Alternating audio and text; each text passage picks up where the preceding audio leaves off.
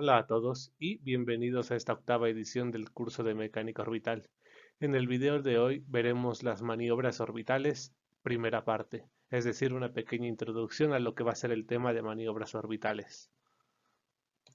Pero exactamente, ¿qué veremos hoy? Bueno, pues primero veremos el proceso de inserción a una órbita en su versión más básica. Veremos las pérdidas de velocidad durante el ascenso a la órbita. Definiremos qué es una maniobra orbital y cómo se lleva a cabo, y veremos por último la transferencia de Hofmann, en especial para el caso de dos órbitas circulares y considerando un pequeño incremento de velocidad.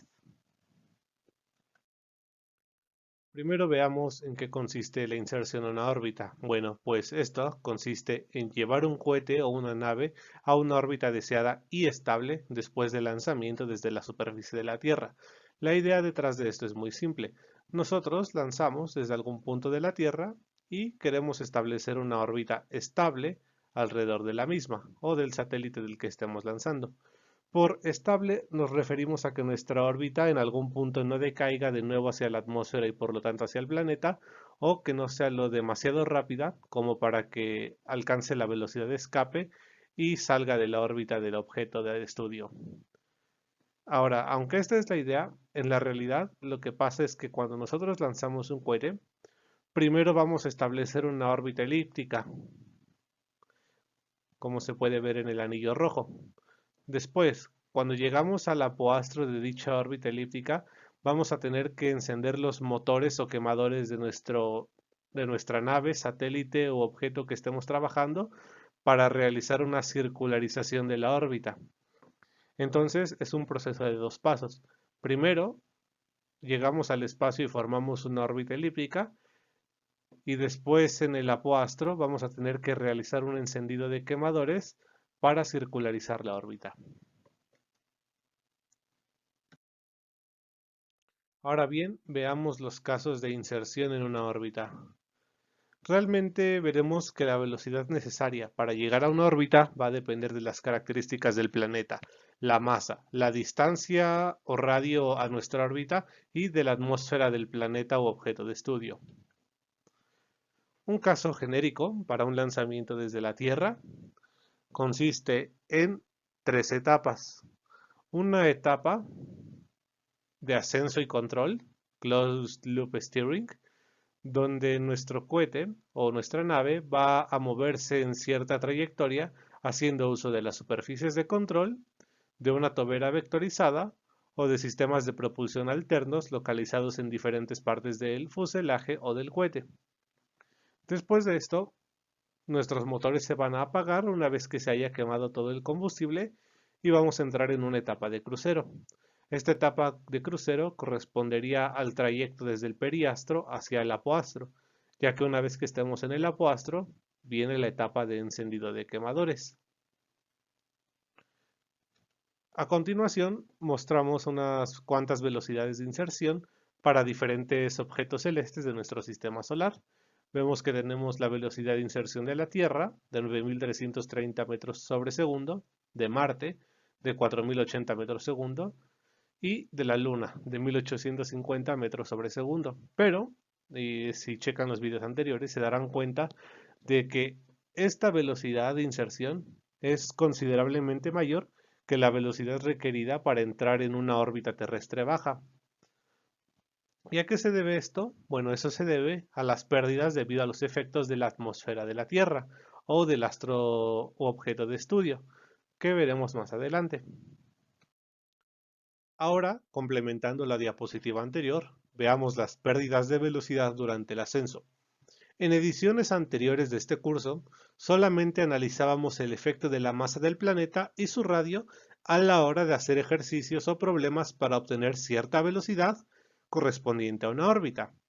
Es decir, trabajábamos bajo la idealización de que ya nos encontrábamos en el espacio y por lo tanto no necesitábamos considerar los efectos de la atmósfera. Sin embargo, en el caso de una inserción desde la Tierra, tenemos que considerar dicho efecto atmosférico, ya que esto nos va a generar un arrastre y por consiguiente una disminución de la velocidad. ¿Y cómo consideramos dicho efecto? Bueno, pues veamos aquí, lo que tenemos es una ecuación del cohete modificada. ¿Y cuál es la modificación a esta ecuación? Bueno, pues que ahora consideramos las pérdidas por gravedad y, más importante aún, las pérdidas por arrastre. Las pérdidas por gravedad y por arrastre consisten en integrar respecto al tiempo los efectos de la gravedad y del arrastre. Mientras que para el primer caso, esto depende principalmente de nuestro ángulo de trayectoria de vuelo gamma, para nuestro segundo caso, es decir, para el caso de pérdidas por arrastre, va a depender de este. Y dicho arrastre se encuentra definido por el ángulo de ataque de nuestro cohete, transbordador o cualquier objeto que estemos llevando al espacio. Ese es un tema más de aerodinámica, ver la variación del arrastre respecto al ángulo de ataque. Ahora bien, la idea es formar una trayectoria de vuelo que minimice las pérdidas, es decir, ir formando una trayectoria donde gamma se ajuste lo mejor posible a un caso mínimo de pérdidas.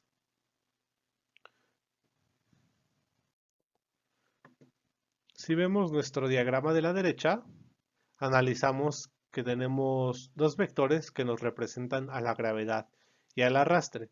Entonces lo que tenemos que ir haciendo es modificar gamma de forma que se minimicen los efectos de estos.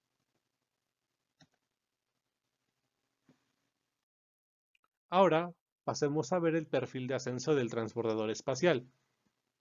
Comenzamos con una primera etapa que consiste desde el momento del lanzamiento, es decir, desde el encendido de los motores, hasta la etapa de separación del SRB, Solid Rocket Booster, o motor de combustible sólido. Después de eso, entra en acción una segunda etapa. Dicha segunda etapa va a concluir durante la separación del ET o tanque externo, External Tank. A esta etapa también se le conoce como el Main Engine Cut-Off o apagado del motor principal. Después de esto, y como vimos en las primeras diapositivas, vamos a necesitar hacer una inserción a una órbita elíptica. Para hacer esta inserción, hacemos uso del OMS, Orbital Maneuvering System, o sistema de maniobras orbitales del transbordador espacial. Y por último, tenemos que hacer la circularización de la órbita. Para esta etapa, hacemos nuevamente uso del sistema de maniobra orbital. Una vez concluida dicha etapa, ya nos vamos a encontrar en una órbita estable y circular.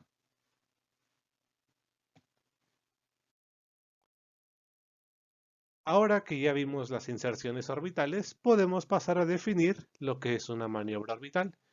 Y esta, en su versión más sencilla, se define como la modificación de una órbita de un satélite por medio de un incremento de velocidad a la órbita inicial. Para este caso de estudio, solo vamos a considerar un incremento de velocidad instantáneo. ¿Qué quiere decir?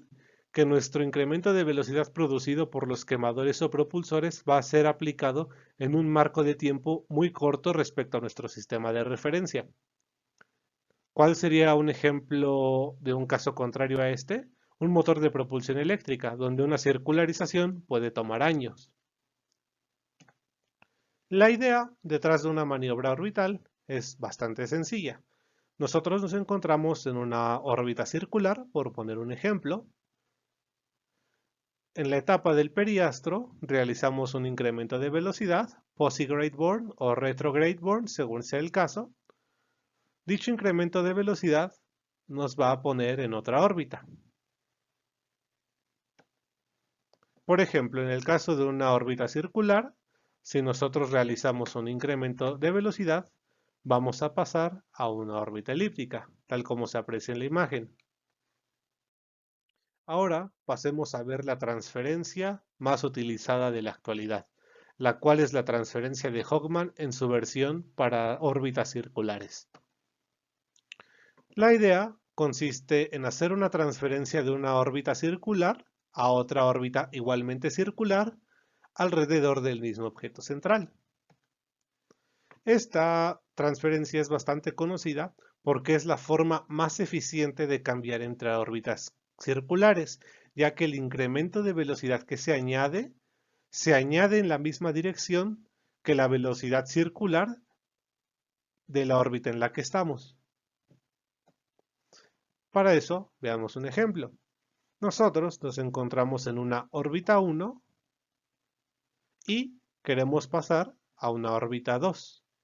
Ambas órbitas son circulares y queremos hacer nosotros este traspaso entre órbitas por medio de una órbita de transferencia elíptica, o T. Tenemos que conocer la distancia a la órbita en la que nos encontramos y a la órbita a la que queremos llegar, R1 y R2. Una característica de las transferencias de Hofmann es que estas solo se realizan en el periastro y en el apoastro. Recordemos que el periastro es el punto más cercano a nuestro objeto central, mientras que el apoastro es el punto más lejano a nuestro objeto central.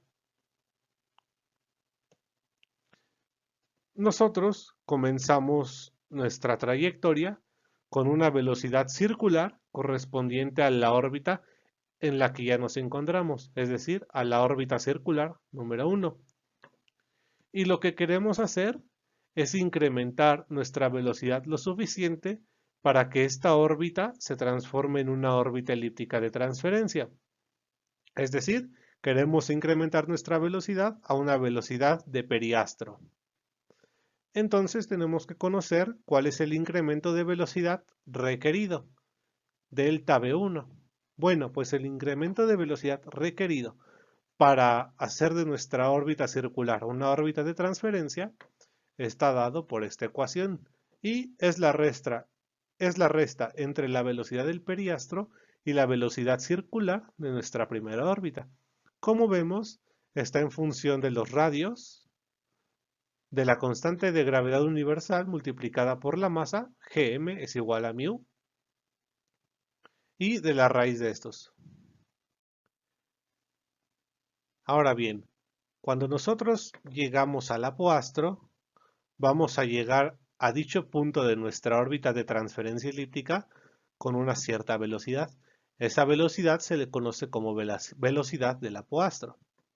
Y nosotros lo que queremos hacer es aumentar nuestra velocidad para circularizar nuestra órbita y así llegar a nuestra segunda órbita circular. Para eso tenemos que aplicar de nuevo un incremento de velocidad, delta V2. Y este incremento de velocidad consiste en la diferencia entre la velocidad circular de la segunda órbita menos la velocidad del apoastro. Aquí, perdonen, esto se me fue, esto es una V.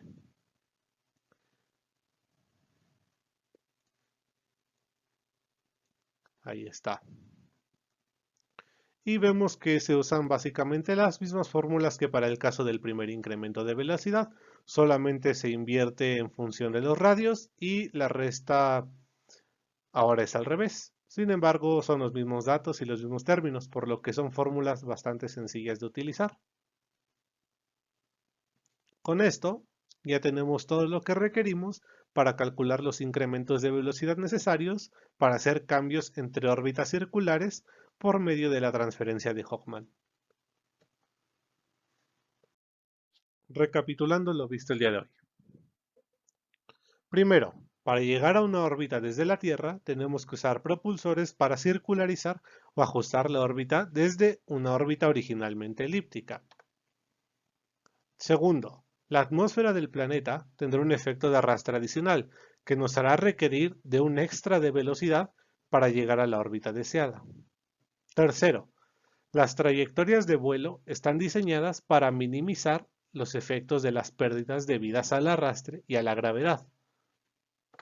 Cuarto, las maniobras orbitales, en su versión más básica, consisten en hacer incrementos o reducciones de velocidad para cambiar de una órbita a otra.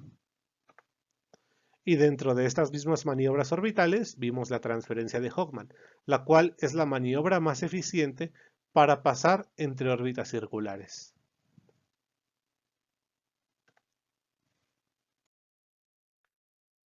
Eso sería todo por el video de hoy.